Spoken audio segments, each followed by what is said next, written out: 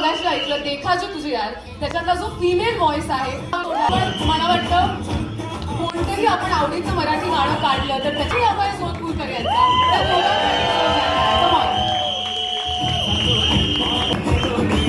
त्याचसोबत त्या गाण्याचे कोरिओग्राफर पप्पूजी तुम्हाला एक विनंती आहे स्टेजवर येण्याची विनंती करणारे जोरदार टाळ्या वाजवायला पाहिजे. नेहा शिंदे.